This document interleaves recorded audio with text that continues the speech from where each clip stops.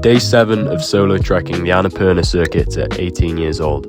My morning started with the usual battle of trying to get my sleeping bag back into the tiny bag I was provided with it, bearing in mind this is in -10 temperatures with no gloves on. Today's goal was on paper quite simple. All I needed to do was hike up this big hill to see this beautiful lake.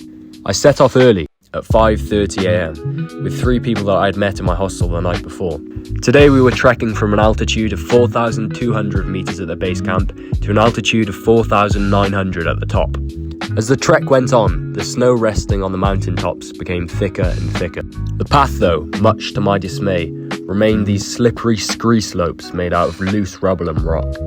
Top tip, if you're ever going to be climbing in this region, make sure you pack crampons, because the terrain can quickly become covered in a thin layer of ice which makes the path all the more dangerous.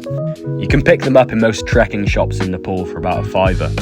Anyway, we made it to the top. There weren't very many people about because I'm slow and so I was one of the last ones up there, but the view was stunning. Enjoyed a lovely little nature valley bar looking over this frozen lake.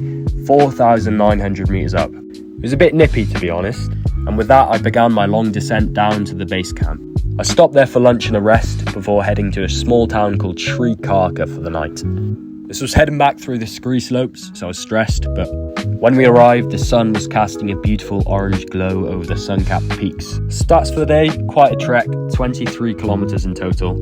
And I can't reiterate the point enough, spend the £1 or £2, whatever it is, on acclimatization tablets, as by the time I reached the top of the lake I was feeling early signs of altitude sickness. And here's the day's spending.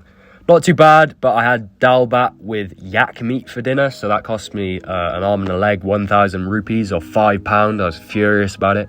Anyway, is what it is. Check in tomorrow for part 8.